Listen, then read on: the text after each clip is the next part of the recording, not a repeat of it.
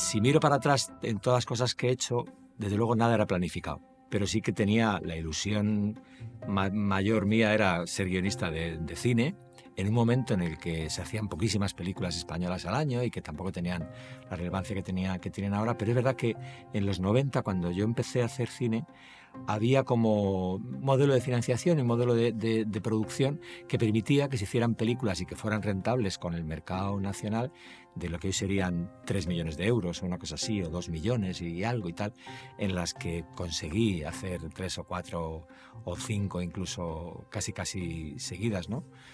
Asociado como guionista con José Ángel Esteban y poco después con productor también con Manolo Maggi, ¿no? Y yo en aquella época disfrutaba mucho de estar siempre haciendo cine y me resistía a hacer tele porque era como apuntarse a la Legión, ¿no? Era como despídete de la familia, que aquí tenemos que currar y hacer 20 capítulos seguidos en 3 meses o en 4 meses.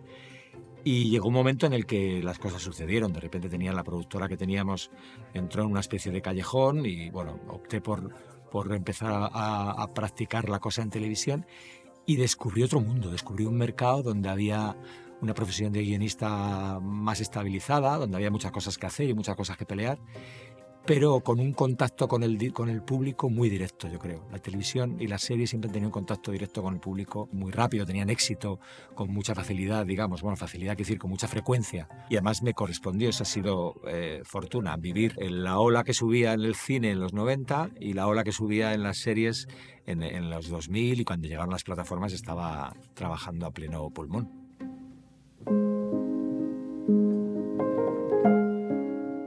Claro, yo tuve un profesor maravilloso en el colegio y este profesor montó una compañía de títeres. Yo me apunté sin pensarlo, sin dudarlo. Y al cabo de pocos años, aquello se convirtió en una compañía de teatro de marionetas y una compañía profesional de teatro, ¿no? Y hice lo que nadie hacía, que era escribir los textos, ¿no? Viajamos por toda España y por parte de Europa.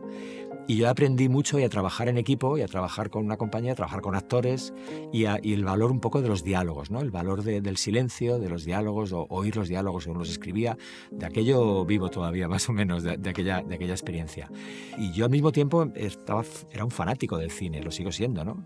Tenía que ver, entonces podía ver todo lo que se me metía en el calendario. No era tan fácil ver muchas películas, pero había cine estudios, había filmoteca, había cosas por ahí que ver.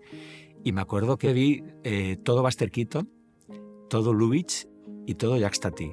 Que fíjate qué trinidad más curiosa para desear escribir, porque los tres me provocaban las ganas de escribir cine, ¿no? Y coincidió que un compañero de la compañía de teatro esta en la que trabajaba fue a trabajar a Nicaragua de cooperante cuando estaba en guerra en Nicaragua, y al volver escribió un relato tremendo sobre una tortura, y yo lo convertí en obra de teatro y dirigido por su hermano, por Manuel Ángel Egea, y me atreví a convertirlo en guión de largometraje. Entonces me lancé de cabeza al largometraje.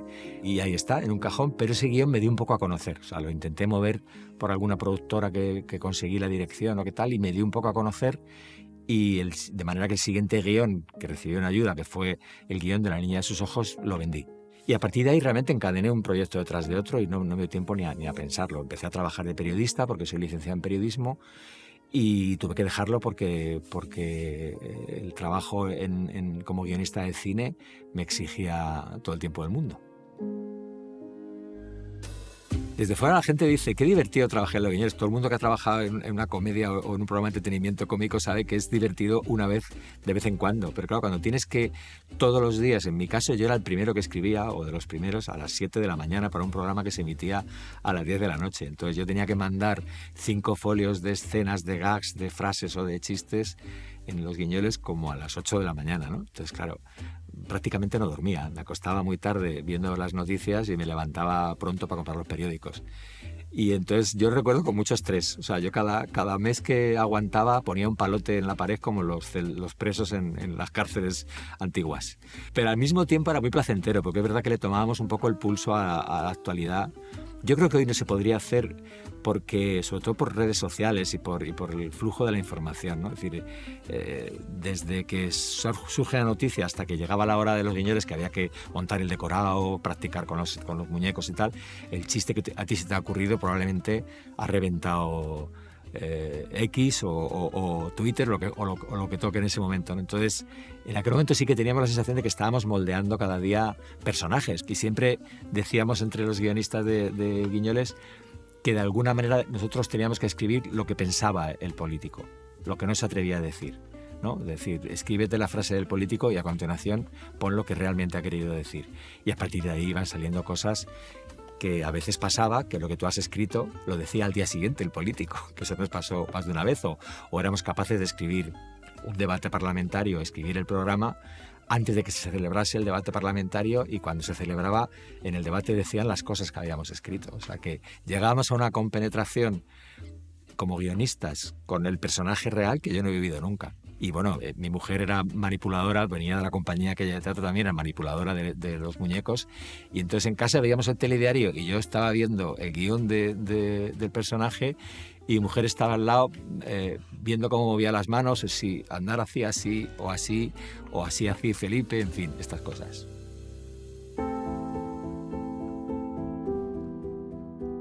Yo había recibido la ayuda para La niña de sus ojos y la estaba escribiendo, pero trabajaba de periodista en un diario en el que José Ángel era mi jefe en cultura. Entonces él veía que yo, por las tardes, cuando habíamos cerrado la edición, yo estaba imprimiendo o escribiendo de rondón cosas con frases muy cortas. Decía él, ¿esto qué es? Y era el guión de La niña de sus ojos. Y entonces él se interesó por aquello y unimos un poquito las fuerzas para presentar también otro proyecto al año siguiente, a la ayuda del año siguiente.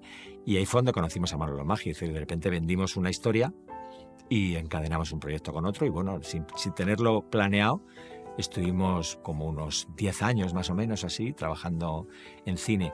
Y bueno, trabajábamos los dos como muchas parejas de guionistas han trabajado. Hablábamos todo lo que podíamos, hablábamos escena por escena, el personaje, el concepto, de manera que cuando llegaba el momento de escribir lo teníamos todo hablado. Y entonces ya sabíamos por dónde empezaba la escena, por dónde terminaba, y ya daba un poco igual. Nos sorteábamos quién escribía cada tramo, cada bloque o cada secuencia. Escribíamos una primera versión y las cambiábamos, ¿no? Y luego volvíamos a cambiarlas, y en ese cambio no tardábamos menos por ser dos guionistas, tardábamos yo creo que el doble, pero se supone que el resultado estaba ya más contrastado, porque esa capacidad de tener a alguien del que tú te fías mucho, y toda la libertad también para decir lo primero que se te ocurra, tener ese frontón de primera mano es buenísimo para fortalecer un guión. El mecanismo habitual cuando escribes con una pareja de guión a quien conoces es que tú estás un poco agarrotado a lo mejor, pero te lanzas a escribir una escena un poco inseguro y esperas a que la lea la otra persona. Y muy habitualmente, si esa persona te dice esto no me gusta, tú eres capaz de decir no, ¿verdad? Bueno, es que hay problemas en la escena. Y si esa persona te dice esto me encanta, tú le dices sí, ¿verdad? O sea, que de alguna manera te sirve a ti para contrastar. Y luego una cosa importantísima, el defender en voz alta una idea o una escena delante de otro guionista con el que tienes confianza en el trabajo es buenísimo. Sirve para tú mismo, según la estás elaborando, para defender esa escena, vas elaborando el personaje, vas elaborando el ritmo de la historia. Entonces, digamos que el mecanismo durante mucho tiempo funcionó. La verdad es que funcionó.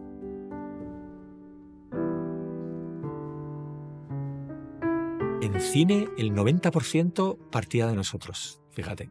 Y en televisión, todos los años que he trabajado, el 80% ha sido encargo. O sea que fíjate, hay esa diferencia, no sé por qué, si sé si se da en todos los casos. A mí en principio me da un poco igual, quiero decir, yo cuando me he metido en algo de encargo siempre me ha parecido que estaba trabajando en algo mío.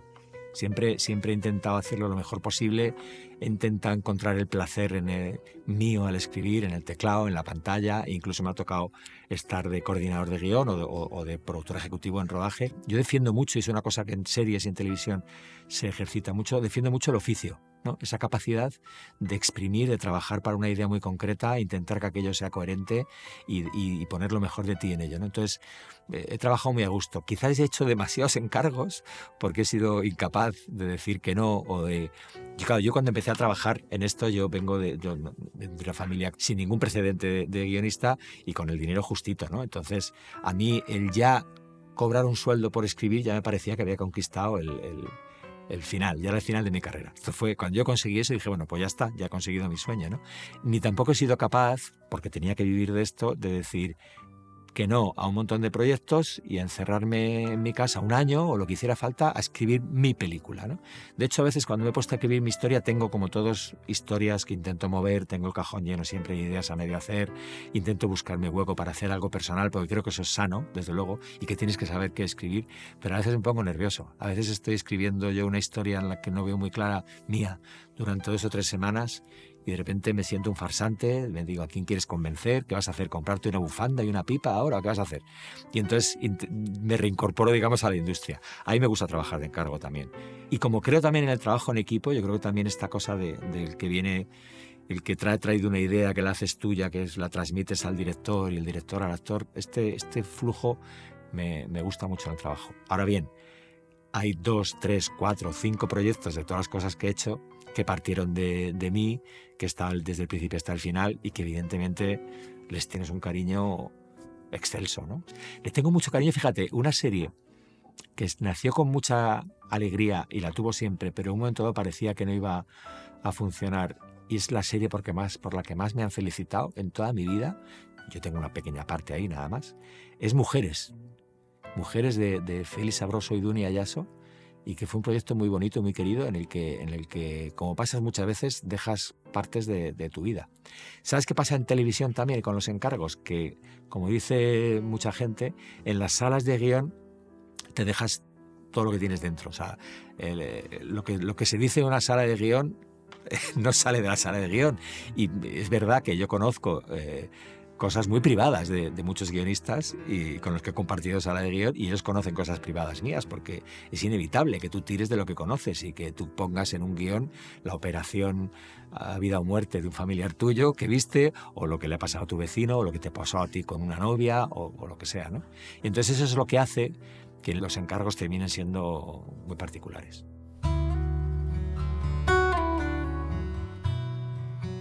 No era muy fanático de la estructura, sobre todo en cine, en televisión más, pero en cine no tanto, porque yo intentaba tirar del personaje, que es lo que hay que hacer, ¿no? O sea, el trabajo en el personaje, como todo el mundo sabe, es inagotable, y intentaba descubrir cuál es la estructura de la historia, la estructura del personaje, ¿no? Más que yo hacer los cajones y luego ver cómo lo lleno. Con los años he ido cambiando y soy cada vez más cuadriculado.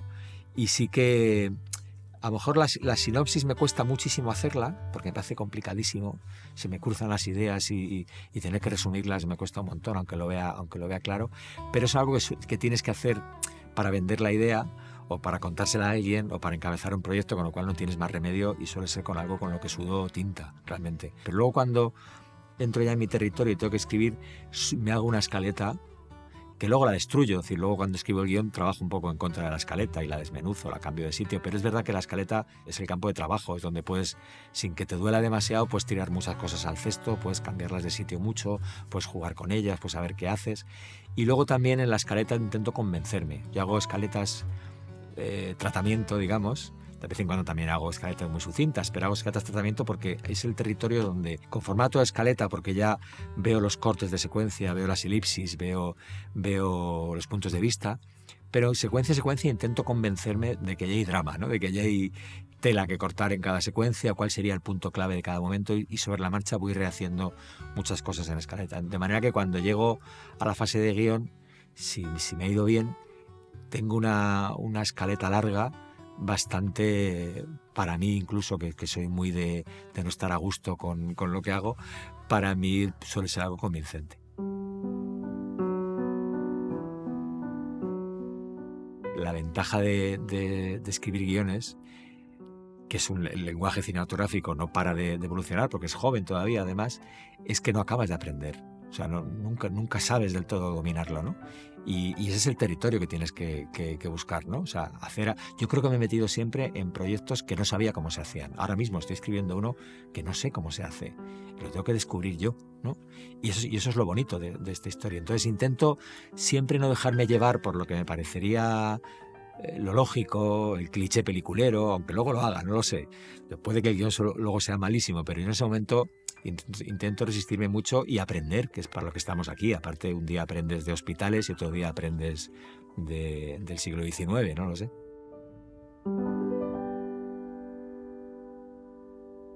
tengo 2 hijos guionistas, creo que los 2 tienen una cosa que no me esperaba, una capacidad de trabajo y un conocimiento del oficio que podría no haberse dado, pero que ellos han tenido que en su trabajo enfrentarse a sacar un guión en pocos días y que eso no mermara la calidad del guión, y se han lanzado y han escrito en series y han soportado esta cosa un poco legionaria que tenemos a veces en las series.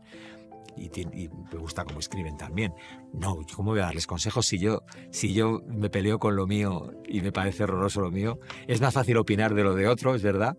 Y cuando leo alguna cosa de ellos, pues si puedo, ayudo. Yo también alguna vez le he pasado cosas mías a ver qué les parece, ¿no? Y ese trasvase está bien. Pero compartimos más el día a día laboral, ¿no? Que te han ofrecido, que te han dicho, que quién te ha llamado, este productor, este otro. Pero en lo demás yo creo que cada uno es capaz de hacer lo suyo. Y yo también alguna vez he contado a algún amigo que cuando por primera vez la primera vez que vi algo que habían escrito ellos, por separado, claro, cada uno en su momento, habían escrito un guión, yo me echaba a temblar porque pensé, si no me gusta se lo voy a decir sí o sí, porque no estaría bueno que yo le dijera, está bien. No, si no me gusta se lo voy a decir. Y siempre que me han dado algo, me ha gustado mucho. Me ha gustado mucho, mucho más que lo mío. Con lo cual, pues ha sido un placer y ojalá les vaya bien.